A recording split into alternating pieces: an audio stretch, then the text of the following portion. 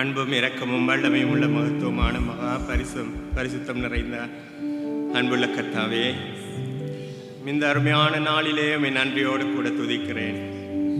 கடந்த 5 மாதங்களாக எம்மை கண்மணி போல காத்து, உம்முடைய அன்பினாலும் கிருபையாலும் இரக்கத்தாலும் தயவாலும் எம்மை காத்து, எல்லா விதமான பொல்லாப்புக்கும் பயங்கரத்துக்கும் ஆண்டவரே விபத்துகளுக்கும் நோய் நொடிகளுக்கும் எம்மை தப்புவித்து, உம்முடைய கிருபையினால் எம்மை மூடி மறைத்து அற்புதமாக இம்மட்டுமாய் வழிநடத்தி அன்பு தெய்வமே, இந்த அருமையான நாளிலே உம்மை துதிக்கத்தக்கதாக கல்வாரி குடும்பமாக வந்திருக்கின்ற ஒவ்வொருவரையும் உடைய திருக்கரத்திலே தருகிறேன். அன்பு நிறைந்த கர்த்தாவே, நீங்கள் தாமே ஆரம்பம் முடியுமாக இருந்து ஒவ்வொருவரும் உம்முடைய நாமத்தை நீர் செய்த அற்புதங்களை, நீர் செய்த அதிசயங்களை இம்மட்டுமாய் எம்மை ஒவ்வொருவரையும் காத்து ஆசீர்வதித்து வழிநடத்தியதை அதை நினைத்து நன்றியுள்ள மனதோடு துதிக்க ஒவ்வொருவருடைய இல்லத்தையும் உள்ளத்தையும் திறந்தருளும்படி ஜெபிக்கிறேன். அன்பு நிறைந்த கர்த்தாவே, தொடர்ந்து வரும் ஒவ்வொரு நிமிஷத்திலும் நீரே எம்மோடு கூட இருந்து ஆரம்பம் முடியுமாக இருந்து இந்த ஆராதனையை அலங்கரிக்கும்படி ஜெபிக்கிறேன். தொடர்ந்து ஆண்டவரே, ஆவிக்குரிய தகப்பனாகிய உம்முடைய சபை போதகரை உம்முடைய கரத்திலே தருகிறேன். அவர் கொண்டு வருகிறதான செய்தியை என் தேவனுடைய நாமத்தினாலே பகிர்ந்து கொள்ள கிருபை செய்தருள்வீராக. கர்த்தாவே சுவாமி, உம்முடைய வார்த்தையை கேட்கிறவர்களாக அல்ல சுவாமி, அதன்படி நடக்கிறவர்களாகவும் வார்த்தையின்படி வாழுகிறவர்களாகவும் எம்மை மாற்றி அருளும்படி ஜெபிக்கிறோம். உம்முடைய வார்த்தையானது இருபுறம் கருக்குள்ள பட்டயத்தை போல ஒவ்வொருடைய வாழ்க்கையிலையும் கிரியை செய்யும்படி ஜெபிக்கிறேன். ஆண்டவரே, வந்திருக்கிற ஒவ்வொருவரையும் நீர்தாமே பொறுப்படும் காத்துக்கொள்ளும் ஆசீர்வதியும். இயேசுவின் இனிய நாமத்தில் தாழ்மையோடு ஜெபிக்கிறோம் எங்கள் நல்ல பிதாவே, ஆமேன். நல்லது, நாங்கள் அப்படியே தேவனை ஆராதிக்க போகிறோம். எல்லா மகிமைக்கும் பாத்திரரை நாங்கள் கரங்களை உயர்த்தி சந்தோஷத்தோடு கூட நாங்கள் ஆராதிப்போம். ஹல்லேலூயா, ஸ்தோத்திரம் சுவாமி. ஓ கர்த்தாவே, இந்த நாளில் நீர் அசைவாடி கொண்டிருக்கப்படியால் ஸ்தோத்திரம். உங்கள் மத்தியில் நீர் ஜீவனுள்ள தேவனாயிருக்கிறபடியால் ஸ்தோத்திரம். ஸ்தோத்திரமான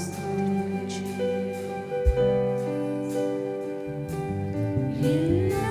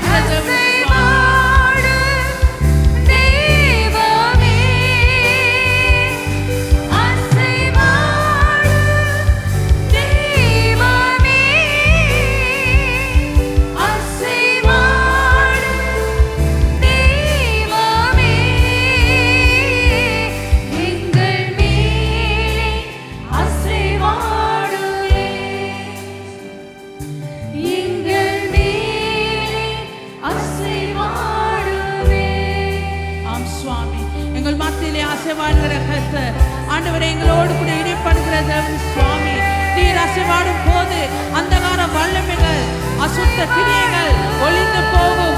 கட்டுகளிலிருந்து விடுதலை கொடுக்கிற கர்த்தர், வானத்தையும் பூமியை படைத்த தேவனே, நாங்கள் உங்களை நோக்கி பார்க்கும் போது எல்லா கட்டுகளிலிருந்து விடுதலை கொடுக்கிற தேவனாய் சுவாமி. இந்த நாளில் நம்மை ஆராதிக்க வந்து நிற்கிறோம், உங்களை துதிக்க வந்து நிற்கிறோம். உடைய பிரச்சனைகள், உடைய வேதனைகள், உடைய போராட்டங்கள் ஆண்டவரே எங்கள் கண்முன்னாய் வந்து நிற்கும் ஒவ்வொரு காரியங்களையும் ஆண்டவரே நீ விடுதலை கொடுக்க வல்லமையுள்ளவராயிருக்கிறீர் சுவாமி. ஸ்தோத்திரம் ஐயா, ஸ்தோத்திரம் ஸ்தோத்திரம் ஸ்தோத்திரம். நன்றியோடு ஸ்தோத்திரிக்கிறோம் ஆண்டவரே, எங்கள் மத்தியிலே நீங்கள் இருக்கிறவராயிருக்கிறீர். ஹல்லேலூயா, நன்றி இயேசுவே. நாங்கள் பாடுவோம், நன்றி நிறைந்த இருதயத்தோடு கர்த்தரை நாங்கள் நோக்கி பார்ப்போம். ஹல்லேலூயா.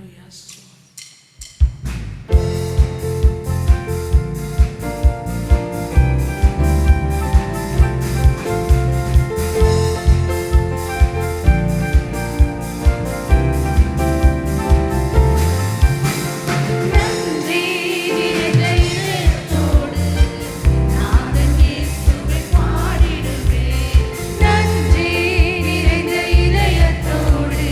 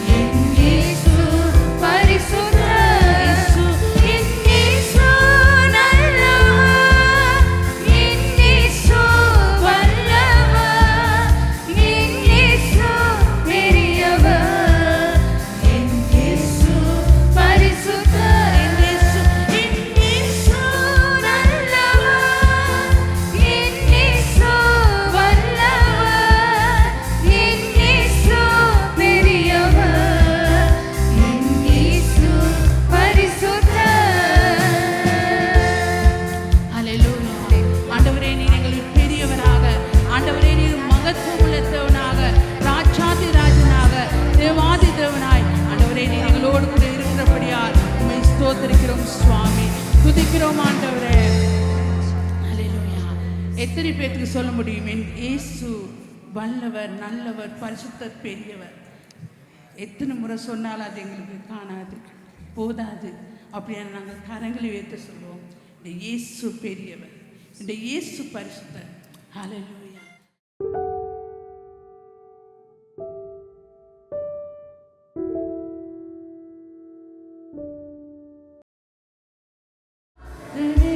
ஆண்டவருக்கு எங்களுடைய உயர்த்துவோம், எங்களுடைய முழு இருதயத்தை. இந்த வேளையில அந்த ஆட்டுக்குட்டியானவருக்கு பரிசுத்தமான இந்த நேரத்திலே அவருடைய சிலுவையின் அண்டையில் நாங்கள் யாவருமாக கூடி சேருவோமாக. ஆண்டவரே, உம்முடைய சன்னிதானத்துக்கு முன்பதாக நான் நிற்கிறேன், என்னை சுத்திகரியும் என்று சொல்லுவோம். அவர் எங்களை நேசிக்கிறவனாக இருக்கிறார், எங்களை அழைக்கிறவனாக இருக்கிறார், எங்களை பரிசுத்தப்படுத்துகிறவராக இருக்கிறார். ஆகவே எங்களுடைய கரங்களை உயர்த்தி ஒரு விஷயம் நாங்கள் ஆண்டவருக்கு சொல்லுவோம். ஆண்டவரே, நீர் எனக்காக மரித்து எனக்காக இரத்தம் சிந்தினேன், உம்முடைய சரீரம் எனக்காக உழைக்கப்பட்டது. அப்பா, உமக்கு நன்றி ஆண்டவர். கரங்களை உயர்த்தி யாவருமாக சொல்லுவோமா? ஹல்லேலூயா. பரிசுத்த பிதாவே, உமக்கு நன்றி ஆண்டவரே. என்னை போல ஒரு பாவியும் சுவாமி நீங்க உம்முடைய ராஜ்யத்துக்காக அழைத்ததுக்காக நன்றி ஆண்டவரே. எனக்காக இரத்தம் சிந்தினதுக்காக நன்றி அப்பா. என்னுடைய இருதயத்தை நீங்க சுத்திகரித்ததுக்காக நன்றி ஆண்டவரே சுவாமி.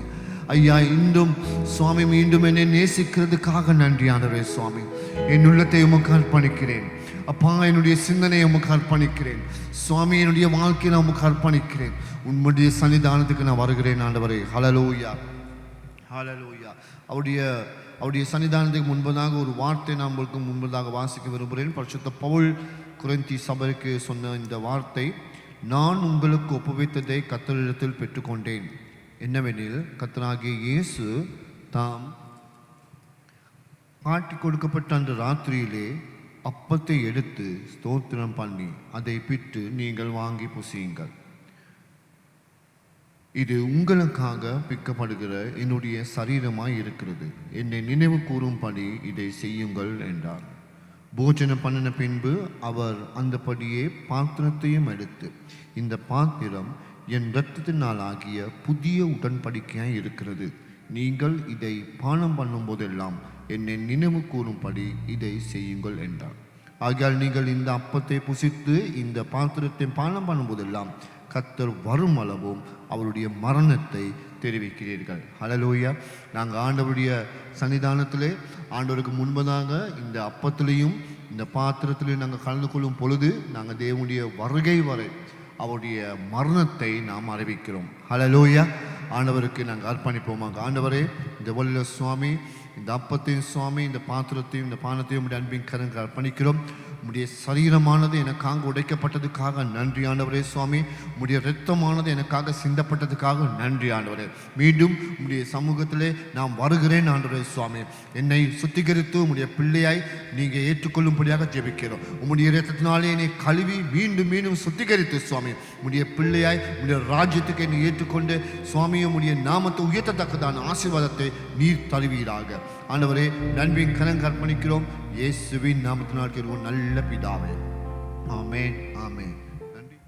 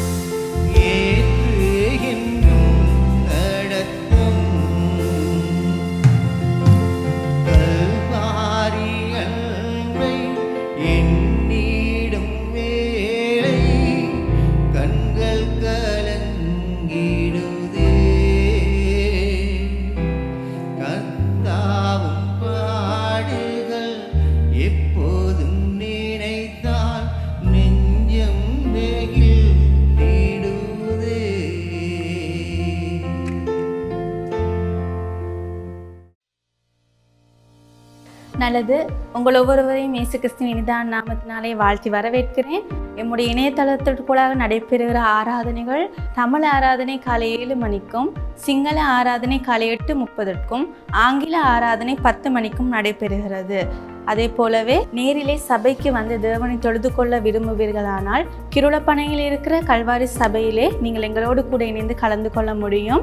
அங்கு நடைபெறுகிற ஆராதனைகள் தமிழ் ஆராதனை காலை 7 மணிக்கும், சிங்கள ஆராதனை காலை 10:30க்கும், ஆங்கில ஆராதனை காலை 10 மணிக்கும் நடைபெறுகிறது.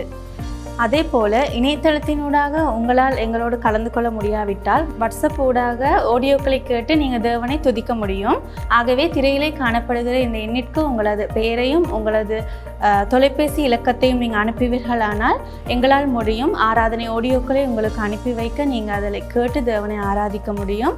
அதே போலவே உங்களுக்கு ஜெப தேவைகள் எதுவும் தேவையாயின், ஆலோசனைகள் தேவையாயின் இந்த வாட்ஸ்அப் இலக்கத்திற்கு உங்களால் அழைக்க முடியும். எம்முடைய ஊழியர்கள் உங்களுக்காக ஜெபிக்கவும் ஆலோசனைகள் அளிக்கவும் ஆயத்தமாக இருக்கிறார்கள். அதே போலவே இப்பொழுது தேவனுடைய வார்த்தையை கேட்பதற்காக நாங்கள் ஆயத்தமாக இருப்போம். இந்த காலை வேளையில் தேவனுடைய வார்த்தைக்காக நாங்கள் கடந்து செல்வோமாக. நான் இன்றைக்கு உங்கள் மத்தியில் பேச விரும்புகிறேன். யோவான் சுவிசேஷத்திலே 21ஆம் அதிகாரத்திலே சில வசனங்களை உங்களுக்காக நான் இன்றைக்கி பகிர்ந்து கொள்ள விரும்புகிறேன். யோவான் சுவிசேஷம் 21ஆம் அதிகாரம். இன்று நான் உங்களோட விசேடமாக நான் பேச விரும்புகிறேன். என்னை அல்லது உங்களை நாம் யாவரையும் அழைத்த தேவனுக்கு முன்பதாக நாங்கள் நிற்கிறோம். அவருடைய சன்னிதானத்திலே கர்த்தர் அவர் எங்களை அழைத்திருக்கிறார், அவருடைய காரியங்கள் செய்யத்தக்கதாக. நாங்கள் யாராக இருந்தாலும், எப்படிப்பட்டவர்களாக இருந்தாலும், இந்த நிலைமையில் நாங்கள் இருந்தாலும், எப்படி நாங்கள் வாழ்ந்து இருந்தாலும் கூட கர்த்தர் எங்களை அழைக்கிறார் அவருடைய சன்னிதானத்துக்கு, அவருடைய நாமத்தை மகிமைப்படுத்தத்தக்கதாக. ஹல்லேலூயா, ஆமென். அருகில் இருக்கணும் சொல்லுங்க பார்ப்போம், கர்த்தர் உன்னை அழைக்கிறார்னு சொல்லி. ஆமென், ஹல்லேலூயா. ஆண்டவர் நம் அனைவரையும் அழைக்கிறார். ஆகவே அந்த அழைப்பை குறித்து இன்று காலை வேளையில் உங்கள் மத்தியில் நாம் பேதுருடைய வாழ்க்கை சம்பந்தப்பட்டு உங்களுக்கு சொல்ல விரும்புகிறேன். இயேசு உயிர்த்தெழுந்தின பின்பதாக நடந்த சம்பவம் தான் இது.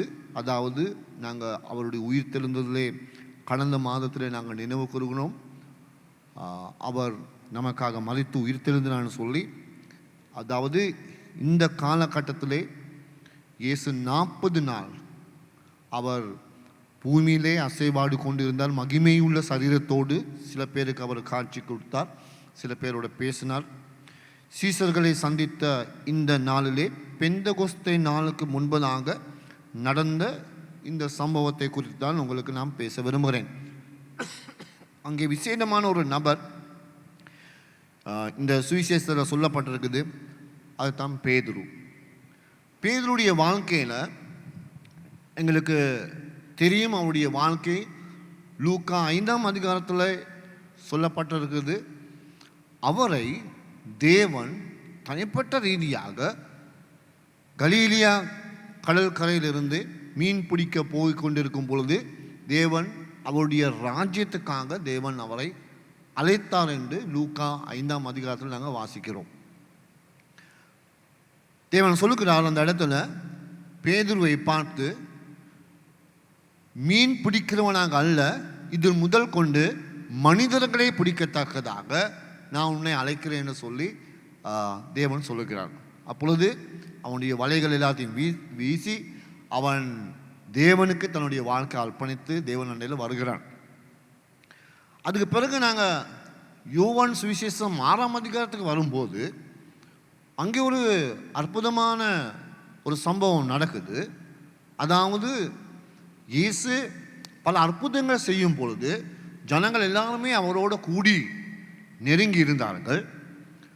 அவர் சில சீசர்த்துவத்தை குறித்து சில காரியங்கள் கற்றுக் கொடுக்கும் பொழுது அற்புதங்களை பார்க்க வந்த ஜனங்கள், ஆசீர்வாதத்தை பெற வந்த ஜனங்கள் தேவனுடைய வார்த்தை தன்னுடைய இருதயத்துக்கு ஆழமான சத்தியங்கள், ஆழமான ரகசியங்கள், ஆழமான பரலோக ராஜ்யத்தில் இருக்கிறதான அந்த அவருடைய படிப்பினைகளை பெறும் பொழுது அவர்கள் சொன்னார்கள், இது ஒரு கடினமான ஒரு போதகமாக இருக்கிறது, இதெல்லாம் நமக்கு சரி வராதுன்னு சொல்லி அநேக சீசர்கள் இயேசுவை மறுதலித்து விட்டு அவரிடத்தில் போனார்கள். கிட்டத்தட்ட 5000-10,000 ஜனங்கள் தொகை அவரோடு இணைந்து சுற்றி இருந்த பொழுது எல்லாருமே இந்த கடினமான இந்த உபதேசங்கள் எங்களுக்கு தாங்க இயலாது, இப்படிப்பட்ட உபதேசங்கள் எங்களுடைய வாழ்க்கைக்கு பொருந்தாது என்று சொல்லி அவரை மறுதலித்து விட்டு போனார்கள். இப்படி ஜனங்கள் ஆயிரக்கணக்காக அவரோடு இருந்து போயிட்டார்கள் சீசர்கள். அப்போ 12 பேர், அவர் தெரிந்து கொள்ளப்பட்ட 12 பேர் பார்த்து திரும்பி கேட்டார், இவர்கள் போனது போல நீங்களும் போறீங்களா என்று சொல்லி இயேசு இவர்களிடத்தில் கேட்டார். அந்த உடனே அப்படி கேட்கும் பொழுது பேதுரு முன்பதாக வந்து சில நேரம் முழங்கால் இருந்திருப்பாரு, ஆண்டவரே உண்மை விட்டு நாங்கள் இங்க போறது கையா, ஜீவன் உம்மண்டல் இருக்குது, இதை விட்டு நாங்க எங்க போறதுக்கு என்று சொல்லி கேட்டார். அந்த பேதுரு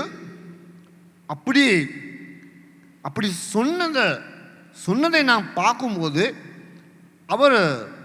அவரிடத்தில் வந்த இந்த இயேசுவை பின்தொடர்ந்து போற இந்த இயேசுவை, அவரிடத்தில் தான் எனக்கு ஜீவன் உண்டு, அவரை விட்டு போனா எங்களுக்கு ஒரு வழி இல்லைங்கிறது அந்த நம்பிக்கை அவருக்கு உறுதியாக இருந்தது. அதுக்கு பிறகு மத்தேயு புத்தகத்தில் நீங்க வாசிக்கும் பொழுது அங்கே நாங்கள் பார்க்கிறோம் 16ஆம் அதிகாரத்திலே, அங்கே சிசேரியா பட்டணத்துக்கு இயேசு போகும் பொழுது ஜனங்கள் எல்லாத்தையும் பார்த்து, அவரோடு சுற்றி திரிந்த ஜனங்களை பார்த்து இயேசு கேட்கிறார், மனிதர்கள் என்னை பார்த்து என்ன யோசிக்கிறாங்க, என்னை பார்த்து என்ன சொல்றார்கள்?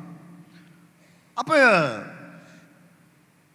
இவர்கள் சொன்னார்கள், ஆண்டவரே ரப்பி, உண்மை சில பேர் போதகர் என்று சொல்றார்கள், சில பேர் தீர்க்கதரிசி என்று சொல்றார்கள், சில பேர் நீர் எலியா என்று சொல்கிறார்கள், சில பேர் நீ எரேமியா என்கிற அந்த மாதிரி ஒரு தீர்க்கதரிசி என்று சொல்றார்கள். அப்படின்னு சொல்லும் பொழுது இயேசு கேட்கிறார், நீங்க என்ன சொல்றீங்க? அந்த இடத்துலையும் கூட பேதுரு வந்து சொன்னார், ஆண்டவரே நீர் பரிசுத்த தெய்வம், நீர் மனித குமாரன், நீர் மேசியா, என்னை ரட்சிக்க வந்தவர் என்று சொன்னார். ஞாபகம் இருக்கு அந்த சம்பவம்? அப்படி சொல்லும்போது இயேசு அவனை பார்த்து சொன்னாரு, பேதுரு உன்னுடைய மாம்சமோ உன்னுடைய இரத்தமோ இதை வெளிப்படுத்தினது அல்ல, பரிசுத்த ஆவியானவர் உனக்குள்ளாக இதை சொன்னார் என்று சொன்னார். அப்படின்னா இந்த பயணத்தில் கொஞ்சம் பாருங்க, பேதுரு பரிசுத்த ஆவியானவரிடத்திலிருந்து வெளிப்படுத்தல் பெறத்தக்கதாகவும் இப்பொழுது வளர்ந்து அந்த பரலோகத்தில் இருக்கிறதான வெளிப்படுத்தலையும் பெறத்தக்கதாக உயர்ந்த நிலைமைக்கு வந்திருக்கிறாரு.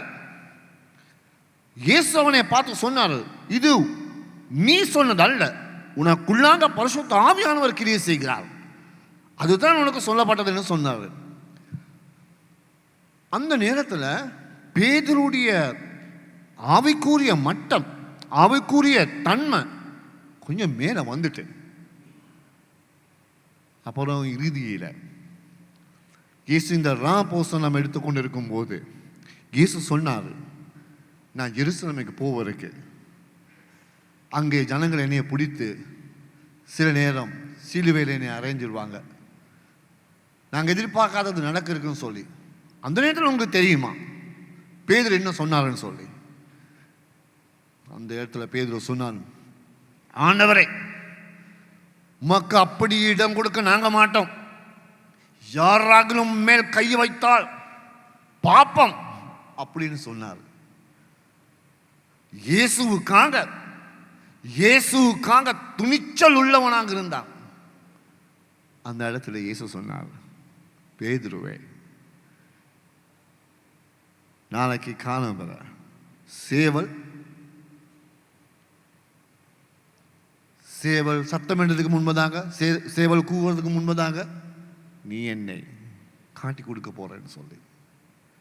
உங்களுக்கு தெரியும், இந்த அளவுக்கு மட்டத்துக்கு வந்த இந்த பேதுரு இறுதியிலே 3 தடவை இயேசுவை அவர் மறுதளித்தார், எனக்கு இவரை தெரியாது என்று சொல்லி.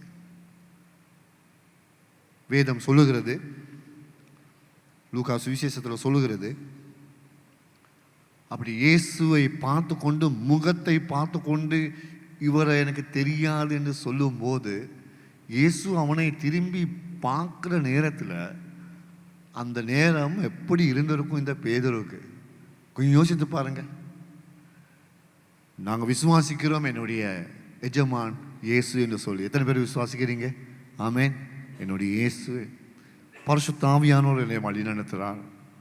நான் அவரிடத்தில் என்னை எங்கேயோ வாழ்ந்திருந்து பாவத்தில் சேற்றில் அப்படி இன்னுமே தெரியாமல் இருளில் வாழ்ந்திருந்த எங்களுக்கு வெளிச்சத்தை கொடுத்து அந்த அளவுக்கு வந்து ஜீவன் உம்மிடத்தில் இருக்குது, உண்மை விட்டு நாங்கள் எங்கே போகிறது கையா என்று சொன்ன இந்த பேதுரு, ஜனங்களுக்கு முன்பதாக பறந்து பேசின பேதுரு அவருடைய முகத்தை பார்த்து கொண்டு சொன்னா, எனக்கு உண்மை தெரியாது, இவர் யார், பைத்தியமா உங்களுக்கு அப்படின்னு கேட்டான். அந்த நேரத்தில் இயேசு பார்த்துருந்தார் அவனை. அவன் 3 தடவை சொன்ன பிறகு வேதம் சொல்லுகிறது சேவல் கூவ தொடங்கின்னு சொல்லி. அப்புறம் அந்த நேரத்தில் இவனுக்கு எப்படி இருந்திருக்கும் கொஞ்சம் யோசிக்க பாருங்க. ஆனால் வேதம் சொல்லுகிறது, அவர் அப்படியே போய் அழுது அழுது அழுது அழுது, ஐயோ ஆண்டவரே, நான் என்ன செஞ்சிட்டேன், எங்க போய் விழுந்துட்டேன் அப்படின்னு சொல்லி கண்ணீர் விட்டு அழுது அழுது மனம் திரும்பினார் என்று சொல்லப்படுகிறது.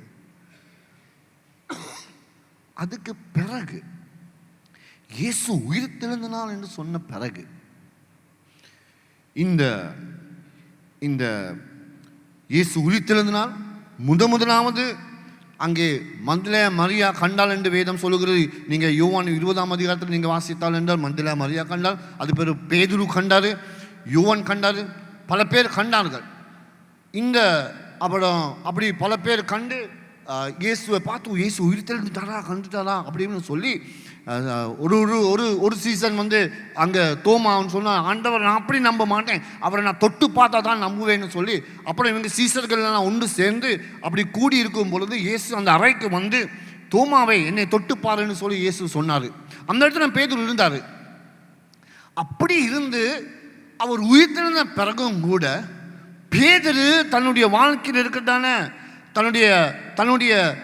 தனக்கு இப்போ ஏதோ ஒரு மனசோர்வு, ஏதோ ஒரு அழைப்பை குறித்து, தேவனுடைய சன்னிதானத்தை குறித்து ஒரு வெறுப்பு அல்லது ஒரு மனக்கவலை, இது யாருக்குமே சொல்ல முடியாது, சும்மா ஏனோ தானோ என்று சொல்லி வாழ்ந்து கொண்டு இருக்கிறதான அந்த மாதிரி ஒரு சூழ்நிலை, அந்த மாதிரி ஒரு பின்னணியில் தான் இந்த சம்பவம் நடக்கிறது. நாங்கள் பார்க்குறோம். பாருங்கள், யோவான் 21ஆம் அதிகாரத்துக்கு வரும் பொழுது, இவைகளுக்கு பின்பு, அதாவது இயேசு அவர்களுக்கு தரிசனமாகி உயிர்த்தெழுந்து அவரை தொட்டு பார்த்து அவர் தான் உயிர்த்தெழுந்த மெய்யான தெய்வம் என்று சொன்ன பிறகும் கூட பேதுரு இவைகளுக்கு பின்பு இயேசு திபேரியா கடற்கரையிலே மறுபடியும் சீசர்களுக்கு தன்மை வெளிப்படுத்தின விதமானது, சீமோன் பேதுருவும், நல்லா பாருங்க, சீமோன் பேதுருவும் திதிமு என்னப்பட்ட தோமாவும் கலீலியா நாட்டிலுள்ள கானா ஊரனாகிய நாத்தான்வேலும் செபெதியின் குமாரனாகிய அவருடைய சீசரில் வேறு 2 பேரும் கூடி இருக்கும் போது, சீமோன் பேதுரு, நான் சொன்ன பேதுரு, அவன் மற்றவர்களை நோக்கி மீன் பிடிக்க போறேன் என்றான். பேதுரு இந்த நேரம் பாருங்க, இயேசுவை அதாவது இயேசுவை பார்த்து அதுக்கு பிறகு இயேசு இந்த இடத்துக்கு வந்து 14ஆம் வசனத்தை பாருங்க. 14ஆம் வசனம், இயேசு மரித்தோரிலிருந்து உயிர்த்தெழுந்த பின்பு தம்முடைய சீசர்களுக்கு அருளே தரிசனங்களில் இது 3வது தரிசனம். 3வது, அதாவது ஜனங்களுக்கு முன்பு நாங்கள் பார்த்து உயிர்த்தெழுந்துட்டாரு. சீசர்கள் ஒன்று சேர்ந்து இருக்க வேலையில வேறையா தனியா 2 தடவை இயேசு சீசர்களுக்கு மட்டும் சந்தித்தார். தோமா ஒரு இடம், அதுக்கு பிறகு இன்னொரு இடத்துல அவர் சந்தித்தார். சீசர்களை மட்டும், கலிலேயாவுக்கு போகும்போது சீசர்களை மட்டும் சந்தித்தார். இது 3வது சீசர்களை சந்திக்கிறதான ஒரு இடம். அந்த பேதுருடைய வாழ்க்கையை நாங்கள் பார்க்குறோம். இந்த தருவானையில் இந்த சந்தர்ப்பத்தில் அவருடைய மனம் கசந்து மனம் உடைந்து அழைப்பை மறந்து, இயேசு தனக்கு சொன்ன வார்த்தைகளை மறந்து, தன்னுடைய ஊழியத்தை மறந்து, தனக்கு இருக்க பொறுப்பை மறந்து, ஒரு மனசோர்வோடு தன்னுடைய பழைய வாழ்க்கைக்கு திரும்புறதான ஒரு சம்பவம். திருப்பி நான் இப்படி போவோம். அவர் என்ன சொல்றான்னு சொன்னா, தனக்கு தன்னுடைய விழுந்த பக்கம் ஒரு பக்கம், தான் மற்றவங்களையும் கூட்டி மற்ற சீசர்களையும் கூட்டி கொண்டு அவர்களையும் தன்னுடைய நோக்கத்தை நிறைவேற்றத்தக்கதாக கூட்டி தன்னுடைய காலத்தை செய்யத்தக்கதாக ஒரு திறமைசாலியாக இருந்தான். சில பேர் ஆவிக்குரிய வாழ்க்கையில விழுந்தால் என்றால், அழைப்பை மறந்து விழுந்தால் என்றால், தேவனுடைய சித்தத்தை மறந்து விழுந்தால் என்றால், மற்றவர்களை கூட்டி கொண்டு போகிறதான இடத்துக்கு நாங்களும் மாறிடுவோம். சரி, அவர்களும் என்ன செய்தாங்க பாருங்க. இவர்கள் என்ன செய்தாங்க? பேதுருவே, இப்படி செய்து சரியா? இது நியாயமா இருக்கா? ஆண்டவர் உன்னை அழைச்சாரு தானே, நம்ம எல்லாரும் ஆண்டவர் அழைச்சாரு தானே, நாங்கள் எல்லாம் வலைகளை விட்டு கொண்டு தானே வந்தோம். அவர் தான் ஜீவன் என்று நீ ஒரு நாள் சொன்னி, அவர் தான் மிசாயா என்று நீ சொன்னி. சரி, தோமாவை சந்திக்கும் பொழுது நாங்கள் தொட்டெல்லாம் பார்த்தோமே, அவர் உண்மையுள்ள ஜீவன் என்று தேவன் நாங்கள் நம்பினோமே, அவர் நம்மோட வாசம் பண்றான்னு நாங்கள் யோசித்தோமே. இது சரியில்லை பேதுரு, இவை செய்யக்கூடாது என்று சுற்றி இருந்தவங்க சொன்னாங்களா? அவங்க உடனே என்ன சொன்னாங்க? நாங்களும் வரோம் போவோம். இங்க யாராவது சொல்ற நிலைமையில இல்லை. அப்படி என்றால் பேதுரு மட்டுமல்ல, எங்க மனசோரோடு இருக்கிறது இருந்த எல்லாருமே அந்த நிலைமையில தான் இருக்காங்க. எது சரி என்று செய்ய வேண்டியது எது என்று சொல்லக்கூடிய தன்மை இல்லாம அவங்க வாழ்ந்து கொண்டு இருக்காங்க. உயர்ந்த நிலைமையிலிருந்து, அழைக்கப்பட்ட இயேசுடைய சன்னிதானத்திலிருந்து உண்டா இருந்து 3.5 வருஷம் தனித்தனியாக இவர்களோடே சம்பாசித்து, இவர்களுக்கு பரலோக ராஜ்யத்து சத்தியங்களை படிப்பினையாக போதங்களாக ஆண்டவரை படித்து கொடுத்து சொல்லிக் கொடுத்து 3.5 வருஷம். இப்பொழுது இவர்கள் சொல்றாங்க, நாங்க போவோம், அந்த வழியில மீன் பிடிக்க போவோம் என்று சொல்றார்கள். அதற்கு அவர்கள், நாங்களும் மோடி கூட வருகிறோம் என்றார்கள். அவர்கள் புறப்பட்டு போய் என்ன செய்தார்கள்? புறப்பட்டு போய் உடனே படவுல ஏறி அவர்கள் என்ன செய்தார்? அந்த ராத்திரியிலே அவர்கள் ஒன்றும் பிடிக்கவில்லை. சாயங்காலம் எழுந்து இவங்க போயிருப்பாங்க. போன பிறகு ஒன்றுமே இவர்கள் பிடிக்கவில்லை. ஒன்றுமே இல்லை, கையில் ஒரு வசதியும் இல்லை. அங்கே நல்லா தெளிவாக சொல்லுது. ஏன்னு சொன்னால் இது யோவான் தான் எழுதுகிறார். யோவானும் இந்த இடத்துல இருக்கிறாரு, யோவானும் போகிறாரு. அதுதான் அவர் சரியாக தெளிவாக சொல்கிறார். ஒன்றுமே எங்களுக்கு அகப்பட இல்லை, ஒன்றுமே நாங்கள் பிடிக்க இல்லை, சரியாக சொல்கிறாரு. ஒரு மீனாவது வர இல்லை. பாருங்க, விடிய காலமான பொழுது இயேசு கரையிலே நின்றார். நம்ம இயேசுவை பாருங்களேன், அவர் மகத்துவமானவர், அவர் பெரியவர், ஹல்லேலூயா, அவர் அன்புள்ளவர். நாங்கள் அவரை மறுதளித்தாலும், ரகசியமாக காரியங்கள் பேசி வழி தப்பி என்னுடைய அழைப்பை மறந்து மனசோரோடு மன வீழ்ச்சியோடு நாங்கள் போனாலும் கூட விடிய காலம் பொழுது இந்த இயேசு அங்கே வருகிறார். ஆமென், ஹல்லேலூயா. அவர் நம்மளை தேடி வருகிறவராக இருக்கிறார். ஹல்லேலூயா. ஒரு நாள் அவர் எங்களை தொட்டார் என்றால் ஹல்லேலூயா, அவர் விடுவதே கிடையாது. ஹல்லேலூயா. அவர் எப்பொழுதும் எங்களை விடுவதே கிடையாது. எந்த வழியில நாங்கள் போனாலும் அவர் வருகிறார். இது என்ன அவருக்கு தேவையா? இவ்வளோ செஞ்சு இவ்வளோ காமிச்சு நாங்கள் என்ன சொல்லுவோம், இவ்வளோ செஞ்சு இவ்வளோ உனக்கெல்லாம் இப்படிலாம் செஞ்சேனே, நீ இப்படியா போகிறேன்னு நாங்கள் சில நேரத்தில் சொல்லுவோம் இல்லையா? அப்படி தான் நாங்கள் சொல்கிறோம். ஆனால் இயேசு வந்தார். ஆனாலும் இவர்களுடைய நிலைமையை பாருங்கள். இயேசு விடிய காலம் பொழுது இயேசு கரையில் நின்றார். அவரை இயேசு என்று சீசர்கள் அறியாதிருந்தார்கள். அவர் யார் என்று இவங்க சில நேரம் இந்த இடம் இவங்க இருந்த இடம், அதாவது இங்கே சொல்லப்பட்டிருக்கிறது ஒரு 200 மூழு, அதாவது கடல்ல இருந்து இப்போ இவங்க சாயங்காலம் தான் போனாங்க. மறுநாள் விடிய இவங்க வந்து கொண்டு இருக்கிறாங்க. அதாவது மீன் ஒன்றும் இல்லை, வந்து கொண்டு இருக்காங்க. ஒரு 200 மூழு சாதாரணமாக இங்கனைக்கு இருந்து அந்த கதவு கிட்ட மாதிரி ஒரு கடல் இருந்து இவங்க படவில் வந்து கொண்டு இருக்கிறதா நேரமாக இருக்கலாம். அப்போ பாருங்க, இயேசு அங்கனே நிற்கிறார். இங்கே அங்கனைக்கு இருக்கிறவர் இவர்கள் என்ன செய்தார்கள் விடுங்க. இயேசு நிற்கிறார். ஒரு 200 முழு தூரத்தில் நிற்கிறாரு. அந்த சாதாரண அடிக்கணக்கால ஒரு 300 மாதிரி அடி, அந்த அடிக்கணக்கில் இருக்கிற இந்த இயேசுவை இவங்க இது இயேசு என்று என்ன செய்தார்கள்? அறியாமல் இருந்தார்கள். ஏன் இது இவங்க எல்லாம் கண் குருடாகிட்டா? இவங்களுக்கு பார்வை தெரியாதா? ஆழக்கடல்ல வலைகளை வீசுறவர்களுக்கு தெரியாத கடல்ல எங்கெங்கெல்லாம் மீன் இருக்குதுன்னு சொல்லி கண்டுபிடிக்கலாம். பாதைகளை பார்த்து ராத்திரியில் போகலாம்.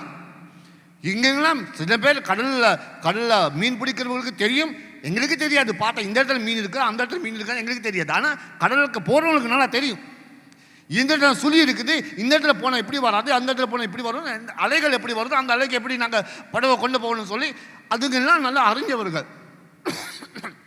அப்போ இங்கே இருக்க ஒரு நின்று கொண்டு இருக்கிறாரு, அவரை தெரிய மாட்டேங்குது. அப்படின்னா எந்த அளவுக்கு இவங்க பாதிக்கப்பட்டிருக்காங்க, எந்த அளவுக்கு இவங்களுடைய வீழ்ச்சி போயிருக்குது, எந்த அளவுக்கு தன்னுடைய கையில் இல்லாதது விளங்குது. என்னது விளங்குது?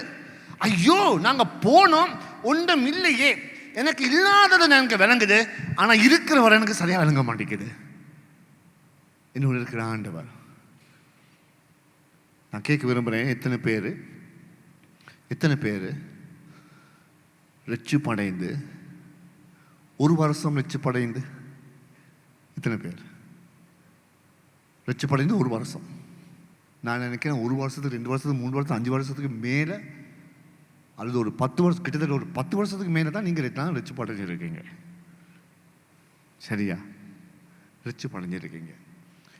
இயேசு எங்களுக்கு ஒரு வாக்கு கொடுக்கிறார். நான் உன்னை விட்டு விலகுவதும் இல்லை, உன்னை நான் கைவிடுவதும் இல்லை. எத்தனை பேர் இந்த வாக்கு தத்துவத்தை நம்புறீங்க? ஹல்லேலூயா. நான் போகிறதான சூழ்நிலையில் இன்றைக்கி உங்களுக்கு கையில் வசதி இல்லை, சாப்பிட்றதுக்கு உதவியும் இல்லை, ஐயோ ஒரு வீழ்ச்சியில் நான் போகிறேன், ஒரு மனசோர்வில் போகிறேன், மன கஷ்டத்தில் போகிறேன், மன கசங்கின நிலைமையில் போகிறேன், மன வெறுப்பில் போகிறேன், என்னுடைய குடும்பத்தில் சமாதானம் இல்லை, என்னுடைய வாழ்க்கையில் எந்த ஒரு நிம்மதியும் இல்லை, நான் எங்கே போகிறேன் என்ன செய்யணும்னு தெரியாமல் நான் போய்கொண்டு இருக்கிறேன் என்று நீங்கள் சொல்லிக்கிட்டு போகிறீங்க. உங்களோட வாழ்க்கையில் ஏதோ ஒரு சவாலாக இருக்கலாம், வாழ்க்கையில் எது நீங்கள் எதிர்பார்க்காத நிலைமை திடீர்னு வந்து ஒரு ஆபத்தாக இருக்கலாம், உங்களுடைய தொழிலில் ஒரு வீழ்ச்சியாக இருக்கலாம், உங்களுடைய படிப்பில் நீங்கள் எதிர்பார்த்தது எல்லாம் உடஞ்சி போயிருக்கலாம், நிலைமைக்கு நீங்கள் விழுந்து போயிருக்கலாம். அந்தந்த நேரம் எல்லாம் அங்கங்கே நான் அப்பப்போ எல்லாம் என் இயேசு என் அருகில் இருக்கிறார். எத்தனை பேருக்கு விளங்குது? நிறைய பேருக்கு விளங்காது.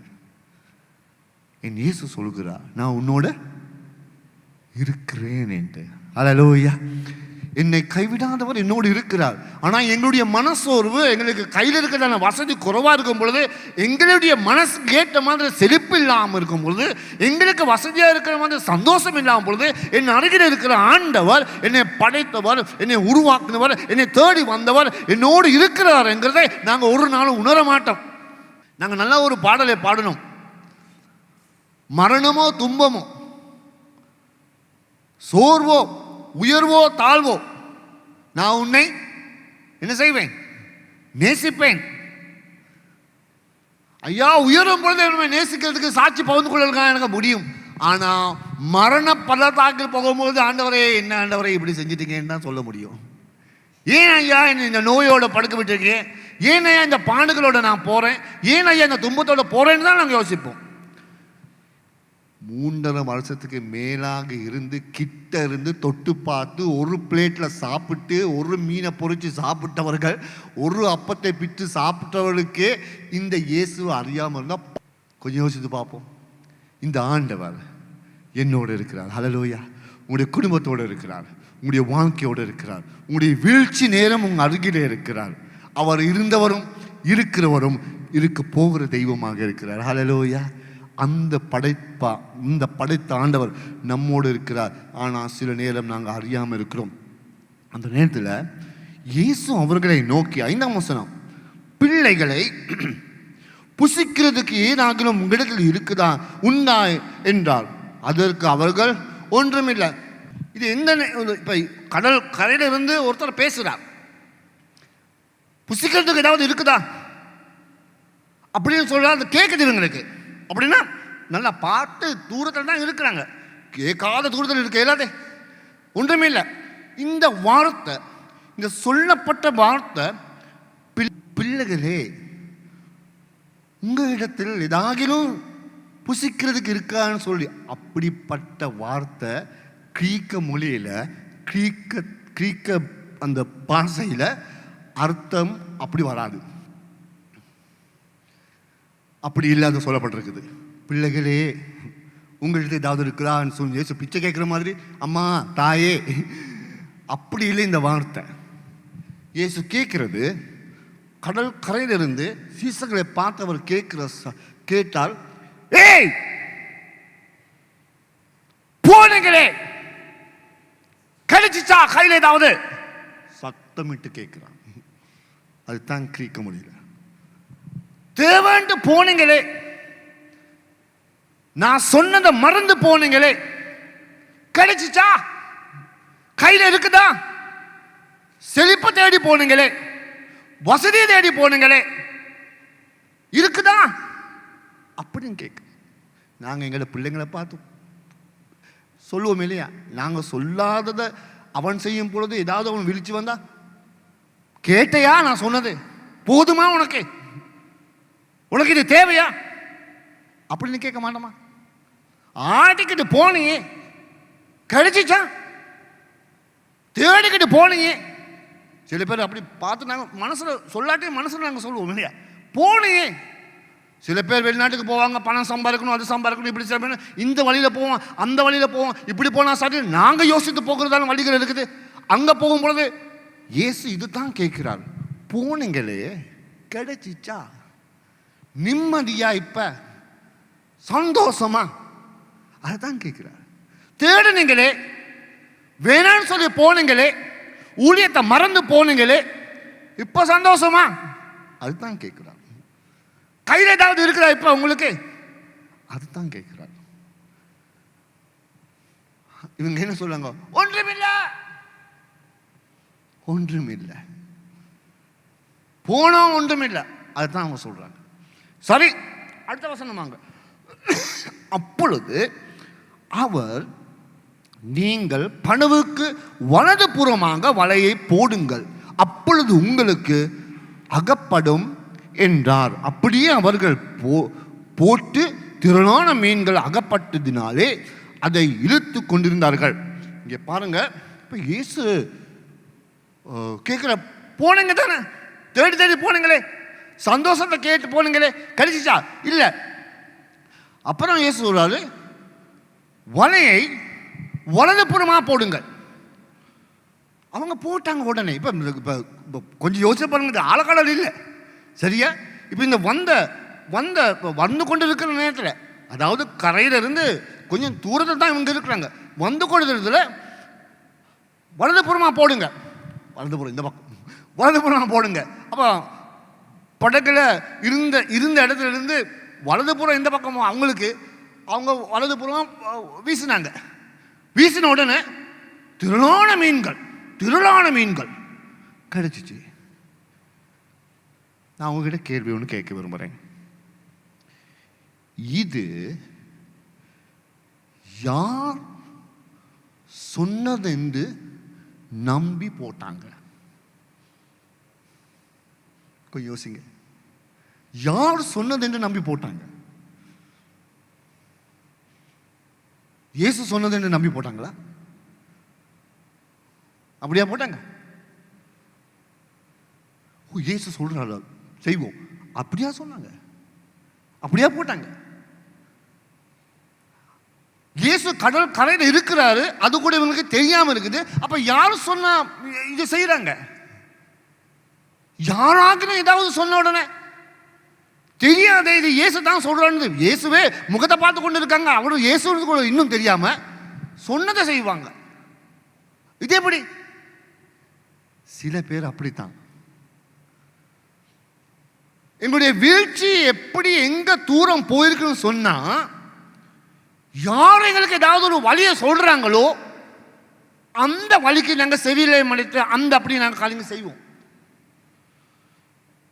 வலதுபுறமா போடு, இந்த வழிக்கு போ, இதை விடு, இந்த வழிக்கு போறோம், அப்படி போனா உனக்கு நல்லோம் அப்படின்னு சொன்ன உடனே அந்த தீர்மானம் படி நாங்களும் செய்வோம். சாத்தான் பேசுறதா இருக்கலாம் சில நேரம். வாழ்க்கையில் அநேக சத்தங்கள் இருக்கு. நாங்கள் இருப்போம் இது இது கடவுளிலிருந்து வந்த சத்தம்னு சொல்லி. இல்லை, அது தெரியாது. இயேசு தான் சொன்னாரு, ஆனால் இவருக்கு தெரியாதே. சகடியாக நாங்க அவசரமாக எந்த மனசுக்கு படுதோ அதன்படி நாங்கள் செஞ்சிருவோம். உங்களை அழைத்த தேவன் அவர் உண்மையுள்ளவர். அல்லேலூயா. அவர் நம்மளை காக்கிறவர், அவர்களை பார்த்து கொண்டிருக்கிறார். ஆனால் தெரிய மாட்டேங்குது. அநேகருடைய வாழ்க்கையில் இப்படித்தான் நடக்குது. சில நேரம் நாங்கள் யோசிப்போம், இது எனக்கு ஆண்டவரிடத்தில் ஒரு சட்டம் வந்தது, அல்லது ஆண்டவர் எனக்கு வெளிப்படுத்தினாரு. தெரியாது, ஆண்டவர் தான் வெளிப்படுத்தினாரு. மீன்கள் கிடைச்சிச்சு. மீன்கள் கிடைச்சனால அது பெரிய ஒரு ஆசீர்வாதம். கர்த்தர் பாருங்க என்ன எப்படி ஆசீர்வதிச்சாரு. இந்த வழியில போன உடனே ஆண்டவர் என்ன எப்படி உயர்த்திருக்க பாருங்க பாஸ்டர். இல்லை இல்லை, சரி ஆண்டவர் தான் சொன்னாரு, ஆனா செய்யறவங்களுக்கு இன்னும் தெரியாதே இது இயேசு சொன்னாருன்னு சொல்லி. அப்படின்னா முதலாவது அவங்க கண்டிருக்கணுமே, முதலாவது வந்திருக்கணுமே. இல்லையே, வலதுபுறமா போடுன்னு சொல்லி மறுபக்கத்தில். இப்போ மீன்கள் இந்த இடத்துல எப்படி மீன்கள் வரும், எப்படி தெரியும்? ஆற்றிலே நாங்கள் மீன் பிடிக்க போனோம். அப்புறம் 7ஆம் வசனம், அதனால் இயேசுவுக்கு அன்பாயிருந்த சீசன் பேதுருவை பார்த்து எப்படி சொல்லுப்பான், அடே பேதுரு, அது நம்முடைய எஜமான யா, நம்முடைய இயேசு அங்க இருக்கிறாரு அப்படின்னு சொல்லியிருப்பான். அப்படி சொல்லும் பொழுது பேதுரு என்ன நினைக்க, இயேசு அன்பாக இருந்த சீசன் பேதுருவை பார்த்து அவர் கர்த்தர் என்றான். அவர் கர்த்தர் விளங்க மாட்டேங்கிட்ட முடியா அப்படின்னு சொல்லியிருப்பான். பாரு, மீன்கள் வந்துட்டு யாரோ சொல்லிட்டாங்க, செஞ்சிட்டோம், ஆசீர்வாதம் வந்துட்டு அப்படின்ட்டு அப்பதான் பார்த்தாங்க. ஒரு பக்கத்துல ஓ கடவுள் பேதுரு அழைக்கும் போது ஒரு சத்தமிட்டு சொன்னார், ஏன் பேதுரு நீ இப்படி இருக்க? ஓ ஆண்டவரை நாங்கள் சாயங்காலம் முழுது ராவ முழுதெல்லாம் பிரயாசப்பட்ட ஒன்றும் கையில் கிடைக்கல. லூக்கா 5ஆம் அதிகாரத்தில் ஞாபகம் இருக்கா? அப்போ இயேசு சொன்னார், வலதுபுறமா வலையை வீசுன்னு சொல்லி. அப்போ போய் வீசினார்கள், திரளான மீன்கள் பெற்றாங்க. இது அந்த நேரத்தில் இவங்களுக்கு ஒரு மனசுக்கு ஒரு அதிர்ச்சி மாதிரி இப்பொழுது வந்திருக்கலாம். அவ பேதுருக்கு சொல்றாரு, பேதுரு கர்த்தர் இருக்கிறாரு. இந்த யோவான் சொல்றாரு, யோவான் சொன்ன பொழுது பேதுருவை பார்த்து அவர் கர்த்தர் என்றான். அவர் கர்த்தர் என்று சீமோன் பேதுரு கண்ட உடனே தன் வஸ்திரம் இல்லாதவனாய் இருந்தபடியினால் தன் மேல் சட்டையை கட்டி கொண்டு கடலிலே குதித்தான். எப்படி இவன் இருந்திருக்கான்? பேதுருடைய நிலைமை பாருங்க, எப்படி இருந்திருக்கான்? எப்படி இருந்திருக்கான்? வஸ்திரம் இல்லாமல் இருந்திருக்கான். இது ஒரு அன்னைக்கு எத்தனை பேர் இருந்தாங்க? அன்னைக்கு 6-8 பேர் போல இருந்தாங்க சீசர்கள். அப்போ 6-8 பேருக்கும் விளங்க மாட்டேங்குது இவன் இங்கே எப்படி இருக்கிறான்னு சொல்லி நம்மோட நிலைமையை பாருங்களேன். சில நேரம் மீன் பிடிக்க போகிறவங்களும் அவ்வளோ பெருசாக உடுத்து கொண்டு போக மாட்டார். அப்படியே வஸ்திரம் இல்லாமல் இருந்திருப்பானா ஒரு மனுஷன். அப்படி இருந்தால் அவனுக்கு வெக்கம் மானம் ரோசம் ஒன்றுமே இல்லாத நிலைமைக்கு வந்திருக்கானே. அதுவும் மற்றவங்களுக்கு யாருக்குமே விளங்க மாட்டேங்குது. அடே பேதுரு ஏதாவது உடுத்துக்கொண்டு சொல்றது கூட விளங்க மாட்டேங்குது. அந்த அளவுக்கு அவமானமான அம்மனமான இருக்கலாம். அந்த அளவுக்கு போயிட்டான்.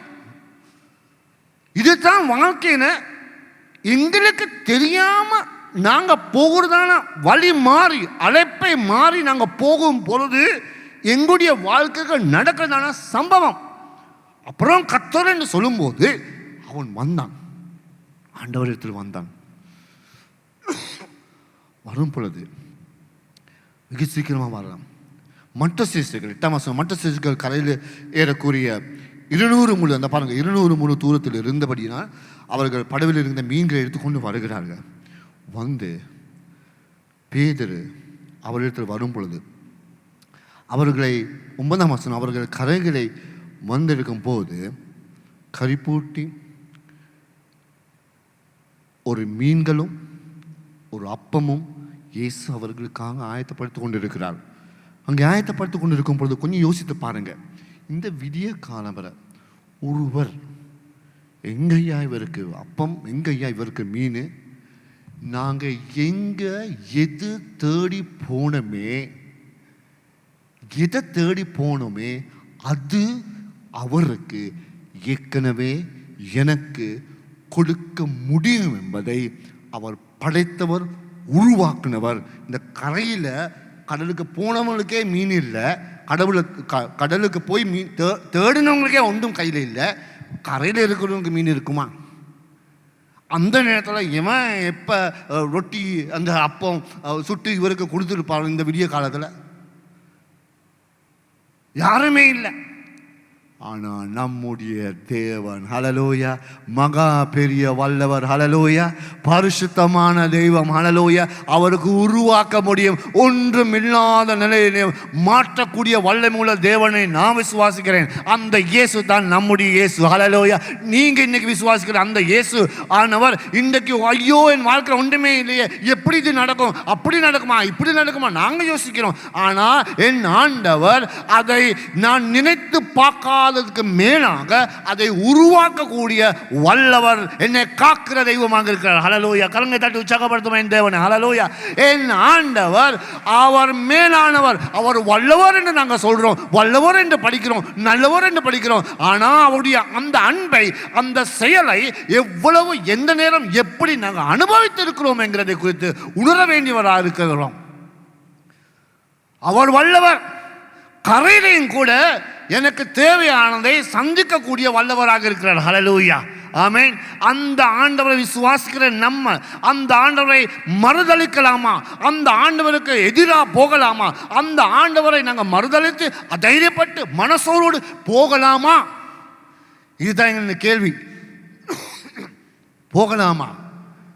அந்த ஆண்டவர் ஏற்கனவே என்னை காக்கிறவராக இருக்கிறார் ஹல்லேலூயா. யாருக்குமே இந்த இடத்துல பேசக்கூடிய தன்மை இல்லை. வேதம் சொல்லுகிறது. இயேசு அவர்களை நோக்கி வாருங்கள், 12ஆம் வசனம், போஜனம் பண்ணுங்கள் என்றார். அவர் கர்த்தர் என்று சீசர்கள் அறிந்தபடியால் அவர்களிடத்தில் ஒருவரும் நீர் யார் என்று கேட்க துணியவில்லை. இவர் கர்த்தர் ஹல்லேலூயா, நம்மோடு இருக்கிறவர், கர்த்தர். ஹல்லேலூயா. சொல்லுங்க பார்ப்போம், என்னோடு இருக்கிறவர் கர்த்தர். ஹல்லேலூயா. கர்த்தர் இருந்தார், அதுவே எனக்கு போதும். ஹல்லேலூயா. செழிப்போ செல்வமோ வசதியோ சொத்தோ சுகமோ பார்க்கிலும் கர்த்தர் மருத்துவர், என்னை உயர்த்துவர், என்னை அழைத்தவர், பரிசுத்தப்படுத்தினவர், எனக்காக உயிர் கொடுத்தவர் என்னோடு இருக்கிறார். ஹல்லேலூயா. அதுவே எனக்கு போதும். ஆமென். ஹல்லேலூயா. என் வாழ்க்கை எது இல்லாமல் போனாலும் என் கர்த்தர் என்னோடு இருக்கிறார். என்னுடைய வீழ்ச்சி, என்னுடைய தொழில், என்னுடைய படிப்பு, என்னுடைய எதிர்பார்ப்பு, நான் எதிர்பார்த்த எல்லாமே உடைஞ்சு போனாலும் என்னோட கர்த்தர் இருக்கிறார். ஹல்லேலூயா. வானத்தையும் பூமியையும் படைத்த தேவன் இருக்கிறார். அப்படிங்கிறதான அந்த நம்பிக்கையோடு நாங்கள் வாழணும் இருந்தால் என்றால் எந்த சூழ்நிலைக்கு முகம் கொடுக்க நாங்கள் தயாராக இருக்கோம். நாங்கள் சீக்கிரமாக போவோம். 15ஆம் வசனம் நாங்கள் எல்லாருமாக சேர்ந்து இந்த வசனத்தை வாசிப்போம். பார்ப்போம். எல்லாருமாக சேர்ந்து அவர்கள் எல்லாருமாக 15ஆம் வசனம், அவர்கள் போஜனம், எல்லாம் சத்தமே கேட்கணும். கொஞ்சம் இருக்கு, எல்லாரும் அங்கே நல்லா சேர்ந்து வாசிப்போம். அவர்கள் போஜனம் பண்ணின பின்பு இயேசு சீமோன் பேதுருவை நோக்கி, யோவாவின் குமாரனாகிய சீமோனே, இவர்களிலும் அதிகமாய் நீ என்னிடத்தில் அன்பாயிருக்கிறாயா என்றார். அதற்கு அவன், ஆம் ஆண்டவரே, உம்மை நேசிக்கிறேன் என்பதை நீர் அறிவீர் என்றான். அவர், என் ஆட்டுக்குட்டிகளை மேய்ப்பாயாக என்றார். ஹல்லேலூயா. ஹல்லேலூயா. இந்த வசனத்தில் என்ன தாண்டோ சொல்றார்? சீமோனை நோக்கி, இவர்களிலும் நீ எனக்கு அன்பாய் இருக்கிறாயா என்று கேட்க. இவர்கள் என்று சொல்லும்போது யார்? சீசர்களா? யார்? சீசர்களும் எல்லாரும் அன்பாக தானே இருந்தாங்க.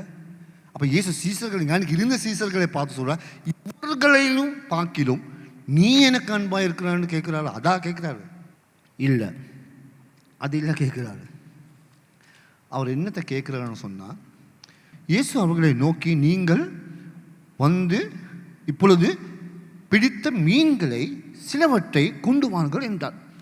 சீமோன் பேதுரு படவில் ஏறி எத்தனை மீன்களை அவன் கொண்டு வந்தான் அந்த இடத்துக்கு? நல்லா பாருங்க. எத்தனை மீன்? எத்தனை மீன்? 153 இல்லையா? 153 மீன்களை, பெரிய மீன்களை கொண்டு வந்தான். சரியா கணக்கு போட்டிருக்காரு இவர் யோவான். 153 பெரிய மீன்கள். 153 பெரிய மீன்கள் என்று சொல்லும் பொழுது 153 பெரிய மீன்கள், சின்ன மீன்கள் நிறைய இருந்துச்சு. அதான் வலை, இவ்வளோ மீன்கள் கிடைக்கும் இந்த வலை கிளியாமல் இருந்ததுன்னு சொல்லப்பட்டிருக்கு தெளிவாக. அதுதான் இந்த இப்படிப்பட்ட மீன்கள் கிடைச்சால் என்றால் வலையை கிழிஞ்சிடும். ஆனால் இது கிளி இல்லை, வலை உடஞ்சிடும், மீன்கள் எல்லாமே போயிடும். திரளான பெரிய மீன்கள் 153. இந்த கணக்கு குறித்து காண்பிக்கிறதுக்கும் அன்னைக்கு குறிப்பிட்டு சரியாக குறிப்பாக அதை போடுறதுக்கும் ஒரு காரணம் உண்டு. அந்த காரணம் என்னன்னு சொல்லி யோசித்தால் என்றால், ஹீப்ரு மொழியில் சாதாரணமாக ஒவ்வொரு கணக்குக்கு, ஒவ்வொரு எழுத்துக்கு ஒவ்வொரு ஹீப்ரு மொழியில் அடையாளங்கள் உண்டு. அதாவது ஒன்று சொன்னால் ஒரு அடையாளம், அதுக்கு ஒரு வார்த்தை இருக்குது. அப்படியே 153 என்கிறதான அந்த அடையாளங்கள் போட்டு ஹீப்ரு மொழியில் நீங்கள் ஒரு வார்த்தை எழுதினா என்றால் அங்கே சொல்லப்படுகிறது அனி எலோஹிம் என்று சொல்லப்படுகிறது. அனி எலோஹிம், அதுதான் சொல்லப்படுகிற வார்த்தை. அனி எலோஹிம் என்று சொல்லப்பட்டால் என்றால், அனி என்று சொல்லுகிறது பொக்கிஷத்தின் தெய்வம் அல்லது பணத்தின் தெய்வம், பணத்தை கொடுக்கிற ஆசீர்வாதத்தின் தெய்வம். அனி பணம், வசதி, செல்வந்தம். எலோஹிம் சொன்னா காட், அதாவது தெய்வம். பணம் கொடுக்கிற தெய்வம், வசதி ஏற்படுத்துகிற தெய்வம், செல்வாக்கை கொடுக்கிற தெய்வம், பொக்கிஷத்தை தருவ தெய்வம். இயேசு சொல்லுகிறார், இவர்களோடு இருக்கும் பொழுது உனக்கு உலகத்தில் 2 எஜமான்களுக்கு ஊழியம் செய்ய முடியாது. வஸ்துக்கும் அல்லது பொக்கிஷத்துக்கும் தேவனுக்கும் ஊழியம் செய்ய முடியாதுன்னு தேவன் சொல்கிறார். அப்போ கொஞ்சம் யோசிப்போம். ஒரு மீன் ஒரு 10 கிலோ இருந்தா, 10 கிலோ ஒரு மீன் பெரிய மீன் சொன்னால் 10 கிலோ இருந்தால் 1 கிலோ ஒரு உதாரணத்துக்கு நாங்கள் ஒரு 5000 சொல்லுவேன், ஒரு 3000 சொல்லுவேன். 153 கொஞ்சம் கூட்டி பாருங்க, எவ்வளோ பணம் அவனுக்கு. சில நேரத்தில் அந்த காலத்தில் அவங்களுக்கு ஒரு கிட்டத்தட்ட ஒரு மாதம் 2 மாதம் நீ கடலுக்கு போக தேவையில்லை. ஒரு மீன் 1 கிலோ, ஒரு 3000 சரி 5000 சரி. இப்பொழுது அப்போ அந்த காலத்துக்கு தான் போகுது இல்லையா, பெரிய தடி மீன் 1 கிலோ வாங்கினா இவ்வளோ போகுது, அந்த அளவுக்கு போகுது. அப்போ அங்கே 150 மீன் தொகுது. இவ்வளவுக்கு விற்பனை செய்யலாம், இவ்வளவுக்கு வியாபாரம் போகலாம், அன்றைக்கு பிஸ்னஸ் எவ்வளோ தொகை அவனுக்கு வந்திருக்கலாம். அப்போ ஆண்டவர் சொல்கிறார், நீ தேடி போன இவைகளுக்கும் பார்க்க, இவர்களுக்கும் பார்க்க, வஸ்து செல்வந்தம் பொக்கிஷம் தகுதி அந்தஸ்து புகழ் தருகிற தெய்வர்களுக்கும் பார்க்கிலும் நீ என்னை நேசிக்கிறாயா என்று தான் கேட்கிறாரு. பேதுரு அழுதாச்சு, அழுது சொன்னார், ஆண்டவரே நான் உண்மை நேசிக்கிறேங்க ஐயா, நேசிக்கிறேன், அது உமக்கு தெரியும் அப்படின்னு சொல்றாரு. அந்த இடத்துல சொல்றாரு, இந்த மீன்களை விட்டு ஆடுகளை மேய்ப்பாயாக, ஆடுகளை பாரு, ஊழியத்தை பாரு, உனக்கு கொடுத்துருக்க சேவையை பாரு. மீன்களுக்காக போகாத, வஸ்து அல்லது உனக்கு இருக்கிற செல்வந்தத்துக்காக தேடிய அந்தஸ்து புகழ் உலக போக்கு உலக பார்வை உலகத்துக்கான காரியங்களுக்காக போகாத, அழைத்த தேவனுக்கு ஆடுகளுக்காக காரியம் செய். எதுக்காக எங்களுடைய மன சிந்தனை எங்கே போயிருக்குது இன்றைக்கு? செல்வந்தம் இருந்தா, சொத்து சுகம் இருந்தா, ஆண்டவர் என்னோடு இருக்கிறாரா? இல்லை. அது எங்கிருந்து வரும், எப்படி வரும் எங்களுக்கு தெரியாது. யாருக்கும் சொத்து சுகங்களை கொடுத்துடலாம், அது நித்திய ஜீவனுக்கு போகாது. அந்த வசதியை பார்த்து மனசோர்வா இருக்கிறவர்கள், இன்றைக்கு வாழ்க்கையில் ஊழியத்தை மறந்து போனவர்கள், அதனைப்பட்டு போனவர்கள், அழைப்பை கூட அதனைப்பட்டு போன, நான் எனக்கு தீர்மானம் எடுக்க, ஐயோ எனக்கு எப்படி நான் எடுக்கிறது, எனக்கு கையில் வசதி இல்லையே, எனக்கு ஒரு பலன் இல்லையே, அப்படி இப்படின்னு சொல்லி தேவனுடைய நாமத்தை மறுதளித்து கொண்டு ஊழியக்காரர்கள் அழைப்பை மறந்து தன்னுடைய போக்கில் போனவர்களாக இருக்கிறார்கள். ஆகவே இந்த காலை வேளையில் நாங்கள் எங்களுடைய வாழ்க்கை அர்ப்பணிப்போம். ஆண்டவரே நான் உண்மை நேசிக்கிறேன்ப்பா. ஆண்டவர் சொல்றார், இன்னைக்கு நீங்கள் யாராகிலும் ஊழியத்தில் வாழ்க்கையில் மனம் முடங்கி போய், இன்னைக்கு மனம் கசந்து போய், சமாதானமின்றி வாழ்க்கையில் நிம்மதியற்று உங்களுடைய வாழ்க்கையில் நீங்கள் போகிறதா இருந்தால், இன்றைக்கு ஒரு சந்தர்ப்பம் உங்களுடைய வாழ்க்கையில் அந்த அணி எலோஹிம் விட்டு, உலக பார்வை விட்டு, உலக நோக்கத்தை விட்டு, உலக செல்வந்தத்தை விட்டு, உலக ஆசைகளை விட்டு, உலக செல்வந்தத்தை விட்டு, தன்னுடைய மமதையை விட்டு, தன்னுடைய அகந்தை விட்டு, தனக்கு இருக்கிறதான பெருமையை விட்டு, தனக்கு இருக்கிறதான அந்த உயர்வை விட்டு இயேசு அழைக்கிறார், என்னுடைய ஆடுகளை, மீன்கள் அல்ல நீ மேய்க்க வேண்டும், ஆடுகளை பராமரி என்று சொல்லி ஆண்டவர் சொல்கிறார். ஹல்லேலூயா. அந்த அழைப்புக்கு இன்று நாங்கள் சொல்லுவோம், ஆண்டவரே நான் என்னை சுவாமி உமக்கு உயர்த்துறேன். ஹல்லேலூயா. இந்த வேளையில் எங்களை தாழ்த்துவோம். ஆண்டவருக்கு முன்பதாக கர்த்தர் உங்களோட பேசுகிறதா இருந்தால் உங்களுடைய மனதை, உங்களுடைய முழு இருதயத்தை இந்த காலை வேளையில் என் இயேசுக்கு அர்ப்பணிங்க. ஹல்லேலூயா. கர்த்தர் உங்களோடு இருந்து அற்புதமான ரீதியில் அபரிவிதமாக ஆண்டவர் உங்களை பயன்படுத்தலாம். பேதுரு இந்த இடத்துல ஒரு தீர்மானம் எடுத்தார். என்ன தீர்மானம்? இனிமே என் இயேசு தான், இனி இயேசு இல்லாமல் நான் இல்லை என்று சொல்லி அவர் தீர்மானம் எடுத்தார். கடைசியில் உங்களுக்கு தெரியுமா, பேதுருவை அவங்க சிலுவையில் அறைந்தார்கள். இரத்த சாட்சிக்காரனாக சிலுவையில் அறையும் பொழுது பேதுரு சொன்னார், என்னை தலைக்கீழ சிலுவையில் அறைய சொல்லி. தலைக்கீழ நீ அறை. அப்படி தலைக்கீழ வர சிலுவையில் அறைந்து கொண்டு இருக்கும் போதும் கூட ஆணி அடிக்கப்படுது, ரத்தம் சிந்தப்படுது, கால்கள் அறைய முறிக்கப்படுது. அந்த நேரத்திலையும் அவர் பிரசங்கம் பண்ணி கொண்டு இருந்தார்னு சொல்லி உலக சரித்திரம் சொல்லப்படுறது. ஹல்லேலூயா. இயேசுடைய நாமத்தை உயர்த்தினார் இந்த பேதுரு, அதைரியப்பட்ட பேதுரு, ஒரு வெறுமையான பாத்திரமாக இருந்த பேதுரு அந்த கிருபையை பார்த்து அவரிடத்தில் வந்தார். ஹல்லேலூயா. தன்னுடைய மரண தருவாயில, மரணம் பள்ளத்தாக்கில் போகிற நேரத்திலும் கூட வாயை திறந்து சொன்னார், என்னுடைய இயேசு எஜமான், அவர் ஜீவன் உள்ளவர் என்று. ஹல்லேலூயா. இந்த பேதுரு தான் அப்படி சொன்னது. சபை அவர் கூட ஆரம்பிக்கப்பட்டது. சபை அவர் பராமரித்தார். ஹல்லேலூயா. உலகம் எங்கும் சுவிசேஷத்துக்காக கதவுகளை திறந்து பரிசுத்த பவுல் போடத்தக்கதாக மேலான முதலாவது கதவை திறந்து இந்த பேதுரு உலகம் எங்கும் தேவனுடைய நாமத்தை உயர்த்தினார். ஹல்லேலூயா. அப்படி ஒதுக்கப்பட்டு, அப்படி வெறுக்கப்பட்டு, இன்னைக்கு சமுதாயத்தில் ஒதுக்கப்பட்டவர்களாக உங்களை என்னையும் தேவன் அழைக்கிறார் அவருடைய நாமத்தை உயர்த்தத்தக்கதாக. ஹல்லேலூயா. நாங்கள் இனிமே என்று சொல்லுவோம், ஆண்டவரே நானும் வருகிறேன், என்னை சுவாமி உமக்கு நான் தருகிறேன்.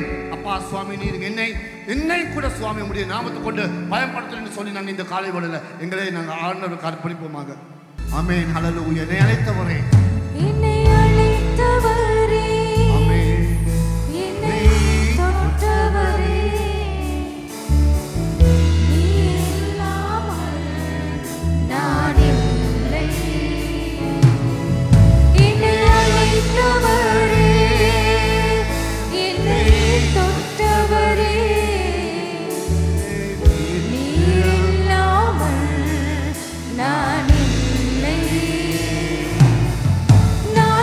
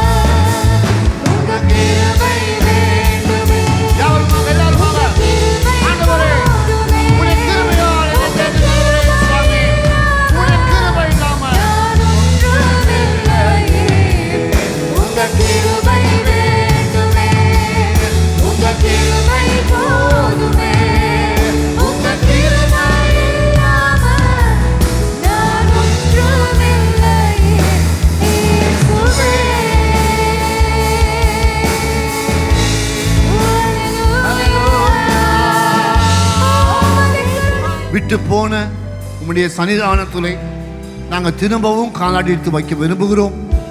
ஐயா, என்னை உருவாக்குங்க, என்னை உடைத்து உருவாக்குங்க, மனதை உடைத்து உருவாக்குங்க, இந்த மனப்பான்மையை உடைத்து உருவாக்குங்க, என்னுடைய இருதயத்தை உடைத்து உருவாக்குங்க, என்னுடைய எண்ணங்களை உடைத்து உருவாக்குங்க. உம்முடைய சித்தத்தை செய்வதற்கு சுவாமி எங்களை தருகிறோம். இந்த காலை வேளையில சுவாமி இந்த இடத்துக்கு வந்திருக்கிற ஒவ்வொருத்தரும் நீங்கள் தொட்டு வழிநடத்துங்க. இந்த வார்த்தையை இந்த வாரத்தில் அவங்க ஒரு பெரிதான உணவாக மாறி இந்த வார்த்தைப்படி செயல்படத்தக்கதான ஆசீர்வாதத்தை நீர் தந்து வழிநடத்தும்படியாக ஜெபிக்கிறோம். உடன்பின் கரங்கற்பணிக்கிறோம். இயேசுவின் நாமத்தில் நல்ல பிதாவே, ஆமேன், ஆமேன். இப்பொழுது தேவனுடைய கிருபையும் குமாரனுடைய அன்பு பாசம் இரக்கமும் பரிசுத்த ஆவியானுடைய வழிநடத்தலும் இன்றும் என்றும் எப்பொழுதும் எங்களோடு இருப்பதாக. ஆமேன், ஆமேன், ஆமேன். ஹல்லேலூயா. நன்றி. கர்த்தர் உங்களை ஆசீர்வதிப்பாராக. சந்தோஷமாக போய்வாங்க. ஒவ்வொருத்தரும் வாழ்த்தி தைரியப்படுத்தி போய்வாங்க. கர்த்தர் தாமே உங்களோடு இருந்து உங்களை வழிநடத்துகிறவராக இருக்கார். நன்றி.